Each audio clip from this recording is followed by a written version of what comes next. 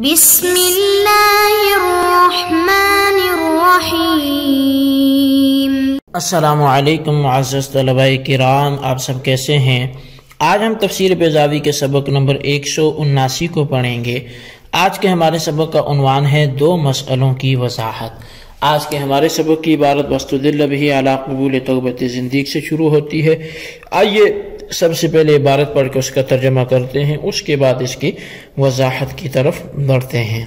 مصنف علیہ رحمہ لکھتے ہیں وَاسْتُدِلَّ بِهِ عَلَىٰ قبول توبۃ الزندیق وَأَنَّ الْإِقْرَارَ بِاللِّسَانِ إِيمَانٌ وَإِن لَّمْ يُفِدْ التَّقْيِيدَ قالوا أنؤمن كما آمن السفهاء الحمزة فيه للإنكار واللام مشار بها إلى الناس أو الجنس بأسره وهم مندرجون فيه على زعمهم وإنما صفهوهم لإعتقادهم فساد رأيهم أو لتحقير شأنهم فإن أكثر المؤمنين كانوا فقراء ومنهم موالي كصهيب وبلال أو للتجلد وعدم المبالاة بمن آمن منهم إن فسر الناس بعبد الله بن سلام وأشياعه والسفه خفة وسخافة رأي يقتضيهما نقصان العقل والحلم يقابله۔ اور اس آیت سے اس بات پر استدلال کیا گیا ہے کہ زندیق کی توبہ مقبول ہے۔ نیز یہ مسئلہ بھی آیت سے نکلا کہ اقرار باللسان ایمان ہے، ورنہ اس کو مقید کرنے کا کوئی فائدہ نہیں ہوگا۔ کہتے ہیں کہ کیا ہم ایسے ہی مان لیں جیسا کہ بیوقوف لوگ ایمان لائے؟ تو اس میں حمزہ انکار کے لیے ہے اور السفہاء کے لام سے الناس کی طرف اشارہ ہے،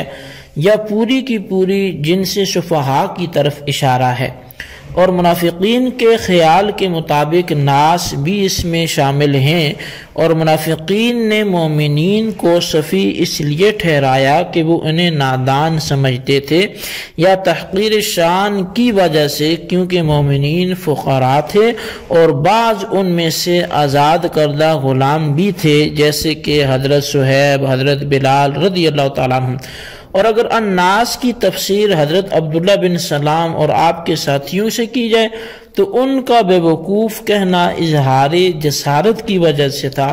اور اس وجہ سے تھا کہ انہوں نے ان کی پرواہ نہ کی تھی، اور صفی یا تصفیہ جو ہے اس خفت اور ضعف رائے کا نام ہے جو نقصان عقل کے نتیجے میں آتا ہے، اور جو اس صفاحت کا مقابل ہے وہ لفظ حلم ہے۔ جی طلبہ کرام، یہ تھی ہمارے آج کے سبق کی عبارت اور اس کا ترجمہ۔ آئیے اب اس کی وضاحت کی طرف بڑھتے ہیں۔ اصل میں یہ جو وَاسْتُدِلَّ بِهِ عَلَىٰ قبول توبۃ الزندیق اور وَأَنَّ الْإِقْرَارَ بِاللِّسَانِ إِيمَانٌ وَإِلَّا لَمْ يُفِدْ التَّقْيِيدَ، یہ ہم نے گزشتہ سبق میں بھی صرف اتنا ایک لائن ہی ہے یہ پڑھی تھی، اور آج کے سبق میں چونکہ گزشتہ سبق میں اس کی وضاحت رہ گئی تھی تو اب اس عبارت کو مزید سے دوبارہ سے پڑھا گیا، اور آگے اس کی وضاحت بھی شامل حال کریں گے، اور ساتھ آئندہ کی جو عبارت ہے کہ قالوا انؤمن والی، اس کی بھی وضاحت اس کے ساتھ مل جائے گی۔ تو وَاسْتُدِلَّ سے قاضی صاحب آیت سے مستنبط ہونے والے جو پچھلی آیت یعنی اسی کا پچھلا حصہ تھا قالوا نؤمن سے پہلے والا، تو اس سے دو مسئلے جو مستنبط ہوتے ہیں ان کو قاضی صاحب ذکر کر رہے ہیں۔ اول یہ ہے کہ زندیق کی توبہ قبول ہے۔ زندیق اصطلاح فقہا میں وہ شخص ہے کہ جو کفر پر مصر ہونے کے باوجود اسلام کا اظہار کرتا ہو۔ اچھا، شرح مقاصد کے حوالے سے شارحین بیضاوی نے نقل کیا ہے کہ جو شخص اعتراف نبوت اور شعار اسلام کے اظہار کے باوجود ایسے عقائد رکھتا ہو جنہیں بالاتفاق عقائد کفریہ کہا جاتا ہو، وہ زندیق ہوگا۔ زندیق کے قبول توبہ میں اختلاف ہے۔ بعض نے کہا کہ ساحر اور داعی الحاد کو جس طرح قتل کر دیا جاتا ہے اسی طرح زندیق کو بھی قتل کیا جائے گا۔ حنفیہ کے نزدیک یعنی احناف کے مذہب کے مطابق اصح صحیح ترین یہ ہے کہ اس کی توبہ قبول ہوگی۔ بعض نے کہا اگر اس کے الحاد جو ہیں وہ الحاد اور اس کی زندیقیت کی شہرت ہو چکی ہے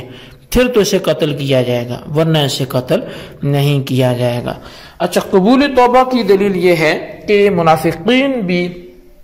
زنادقہ میں سے ہیں، اور پھر بھی ایمان کا حکم دیا گیا اور ان سے اخلاص کا مطالبہ کیا گیا، جس سے معلوم ہوتا ہے کہ ان کی توبہ قبول ہو سکتی ہے، ان کا ایمان معتبر ہو سکتا ہے، ورنہ ایمان کا انہیں کبھی بھی مکلف نہ بنایا جاتا، کیونکہ اصول ہے کہ ما لا يقبل من المکلف لا يطلب منه بالامر التکلیفی، یعنی جو چیز مکلف سے قبول نہیں کرنی ہوتی پھر اس کا اسے حکم بھی نہیں دیا جاتا، مکلف بھی نہیں بنایا جاتا کہ یہ کام کرو۔ اور جب منافقین کی قبولیت توبہ ثابت ہو گئی ہے تو زندیق کا قبول توبہ بھی ثابت ہو گیا ہے، کیونکہ منافقین زنادقہ ہی کی ایک شاخ ہیں۔ یہ پہلا مسئلہ تھا جو اس آیت سے ہمیں معلوم ہوا۔ دوسرا مسئلہ یہ ہے کہ صرف اقرار باللسان کو ایمان کے لیے جو ہے وہ اس میں اخلاص شامل ہو یا نہ ہو، صرف اقرار باللسان ہو تو یہ ایمان کے لیے کافی ہے۔ وجہ استدلال یہ ہے کہ اللہ تبارک و تعالیٰ نے فرمایا آمینو، اور یہ مقید ہے کما آمن الناس کی قید کے ساتھ، جس کے معنی ہے کہ ایسا ایمان لاؤ جو اخلاص سے بھرپور ہو۔ پس اگر محض اقرار باللسان ایمان نہ ہوتا تو کما آمن الناس کی قید یہ بڑھا کر اخلاص کی طرف اشارہ کرنے کی ضرورت نہ ہوتی، وہ معنی تو خود آمینو سے سمجھ میں آ جاتے۔ معلوم ہوا کہ اقرار باللسان بھی ایمان ہے۔ اب تحقیقی بات یہ ہے کہ ایمان کی دو قسمیں ہیں، ایک ظاہری، دوسری حقیقی۔ ظاہری ایمان سے دنیاوی فائدہ حاصل ہو جاتا ہے، یعنی جان و مال محفوظ رہتے ہیں، اور حقیقی ایمان وہ ہے جو مدار نجات ہے۔ اچھا، ظاہری ایمان تو اقرار باللسان سے حاصل ہو جاتا ہے، لیکن ایمان حقیقی بغیر تصدیق و اخلاص کے حاصل نہیں ہوتا، اور شریعت میں ایمان حقیقی مطلوب ہے، بس آمنو سے ایمان حقیقی مطلوب ہے جو بغیر تصدیق و اخلاص کے حاصل نہیں ہوتا، اور کما آمن الناس اسی آمنو کی توضیح ہے، تشریح ہے، تقیید نہیں ہے۔ گو لفظی اعتبار سے تقیید معلوم ہوتی ہے، تو پس قاضی صاحب کا پھر یہ استدلال جو ہے وہ ضعیف ہے۔ اچھا، اب جو قالوا انؤمن کما آمن السفہاء ہے، یہ عبارت ہے، اس میں تین باتیں قاضی صاحب نے لکھی ہیں۔ ایک تو یہ کہ حمزہ استفہام اور الف لام جو السفہاء کا ہے اس کی وضاحت، اور دوسرا یہ کہ منافقین کا مومنین کو سفیہ کہنا کس وجہ سے تھا، اور تیسرا یہ کہ سفاہت کی تحقیق یہاں پہ مذکور ہے۔ تو حمزہ استفہام برائے انکار ہے۔ ہم اگر پہلی بات کو چھیڑیں، یعنی ہم ایسا ایمان کبھی نہیں لا سکتے، جو استفہام برائے انکار تھا کہ ہم کیا ایمان دیں، تو مطلب ہم ایسا ایمان نہیں لا سکتے۔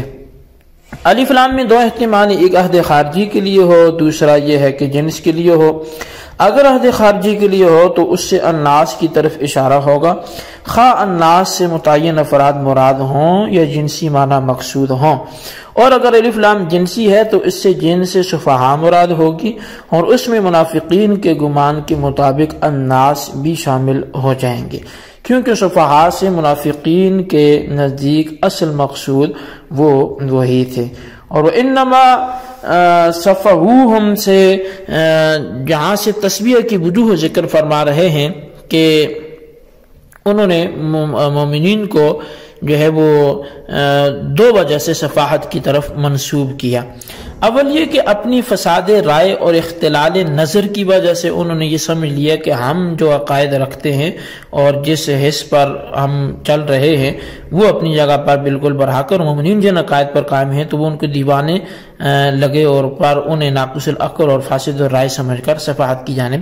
منسوب کر دیا۔ دوسری وجہ یہ ہے کہ منافقین اپنے دور کے رئیس اور صاحب ثروت تھے، اور مومنین میں اکثریت فقراء کی تھی، بلکہ بعض ان میں آزاد کردہ غلام بھی تھے، پس ان کے پاس خاص دنیاوی رکھ رکھاؤ ہونے کی وجہ سے وہ اپنے آپ کو اچھا سمجھتے تھے اور ان کو سفیہ سمجھتے تھے، یہ چیزیں نہ ہونے کی وجہ سے۔ یہ دونوں وجہ اس وقت چلیں گی جب کہ الف لام سے جن سے سفیہ کی طرف اشارہ ہو یا الناس کی جانب، اور ناس سے حضور اور آپ کے صحاب مراد ہوں، عبداللہ بن سلام وغیرہ مراد نہ ہوں۔ اور اگر الف لام احدی ہو اور اس سے ناس کی طرف اشارہ ہو اور ناس سے حضرت عبداللہ بن سلام اور آپ کے ساتھی مراد ہوں، پھر تصفیہ کی یہ وجہ نہیں ہوگی، اس لیے کہ حضرت عبداللہ بن سلام نہ تو ان کے نزدیک نادان تھے اور نہ ہی دنیاوی اعتبار سے معمولی درجے کے انسان تھے، بلکہ اسلام لانے سے پہلے ان کے سرداروں میں شمار ہوتے تھے۔ بس اس وقت تصفیہ کی وجہ بے باکی اور جسارت اور اس کا خواہ کے اندر کی بڑاست کا اظہار ہوگا، نیز ان حضرات کے مومن ہو جانے سے جو استغنا ظاہر کرنا بھی پیش نظر تھا تاکہ مومنین ان حالات کی وجہ سے ہم پر ہنسنے نہ پائیں۔ تیسری بحث ترجمہ سے واضح ہو گئی ہے، اس لیے ہم اس کی مزید وضاحت نہیں کرتے، اور تصفیہ کی تحقیق وغیرہ تھی۔ تو بہرحال یہ ہمارے آج کے سبق کی عبارت ترجمہ وضاحت، اس کو آپ اچھی طرح سمجھیں اور بالخصوص ان سوالات کا جوابات بھی دیں، خلاصہ بھی تحریر کریں۔ سوال نمبر 1 یہ ہے کہ وسط دلہ سے جو 2 مسئلے کا استدلال کیا گیا ان میں سے ایک کو لکھیں، اور سوال نمبر 2 یہ ہے کہ وَإِنَّمَا صَفَّهُوهُمْ، انہوں نے مومنین کو منافقین نے صفاحت کی جانب منسوب کیوں کیا، کوئی ایک وجہ ذکر کریں۔ اللہ تبارک و تعالیٰ سے دعا ہے جو کچھ ہم نے پڑھا سنا سے یاد رکھنے کی توفیق نصیب فرمائے، آمین بجاہ النبی الامین صلی اللہ علیہ وسلم۔